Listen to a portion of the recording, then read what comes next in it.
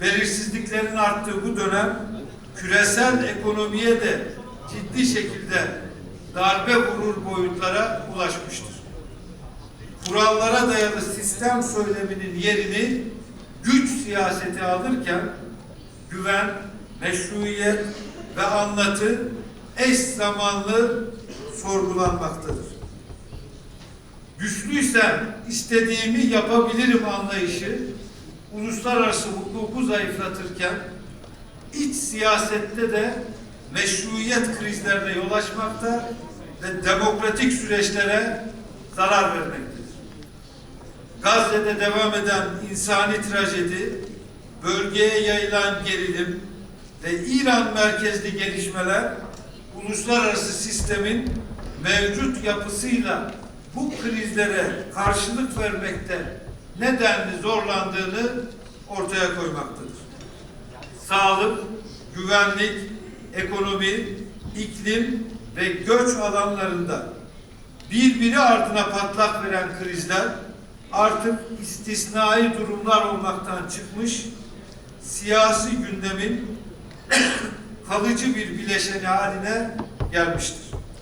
Her yeni gelişme mevcut kırılganlıkları derinleştirmekte ve yeni risk alanları üretmektedir. Şu anda en sıcak mesele İsrail'in kışkırtmasıyla başlayan İsrail-ABD ile İran savaşıdır. Bu savaş bölgesel ve küresel istikrara çok ciddi etkilerde bulunmaktadır. Çocuklar dahil savaşın ürettiği insani maliyetleri hep birlikte görüyoruz. İnsani maliyetlerin ötesinde ekonomik, çevresel maliyetler de maalesef karşımızda. Özellikle ticaret kanalıyla, lojistikle, turizm kanalıyla, yine gübre gibi temel girdiler başta olmak üzere tarım ve gıda üzerindeki etkilerle yaşanan savaş dünyada büyük maliyetler üretir hale gelmiştir. Türkiye Cumhuriyeti olarak biz bu savaşın bir an önce sona ermesini, öncelikle bir ateşkes sağlanmasını, sonra da kalıcı bir şekilde bu çatışma risklerini bir daha yaşamayacağımız bir şekilde diplomasiyle sorunların aşılmasını bekliyoruz.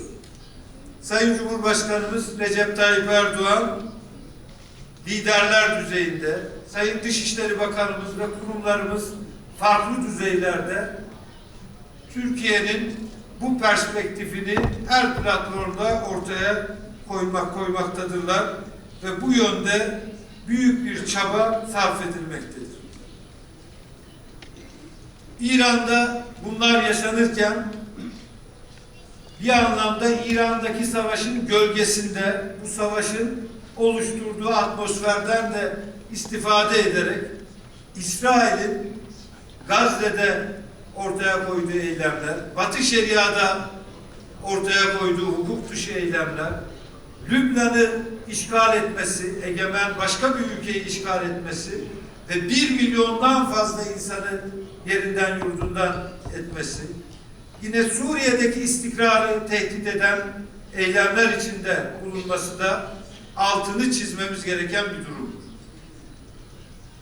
Bir taraftan da tabii Mescid-i Aksa'nın bayram namazında dahi inananlara kapalı tutulması hiçbir ölçüyle kabul edilebilir bir durum değildir. Bu yapılanlar hukuka, temel insan haklarına, inanç özgürlüklerine aykırı olduğu gibi Kudüs'ün ruhuna ve Hazreti İbrahim'in mirasına da büyük bir ihanettir. Bunu bu şekilde ifade etmek isterim. Dijitalleşme, bilginin üretimi ve dolaşım hızını köklü bir şekilde değiştirmiş durumda. Algoritmalar ve platformlar küresel algının belirleyicisi olma konumuna yükselmiş durumda. Hakikat ile algı arasındaki sınır giderek bulanıklaşmakta, dezenformasyon güçlü bir siyasi silah olarak hem iç siyasette hem de uluslararası ilişkilerde karşımıza çıkmaktadır.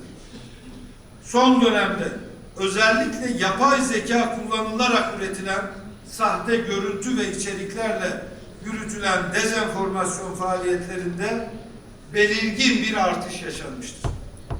Yapay zeka destekli bu tür içeriklerin yaygınlaşması, içerik üretimiyle birlikte iletişim altyapıları ve veri akışının denetiminin de stratejik bir rekabet alanı haline geldiğini ortaya koymaktadır.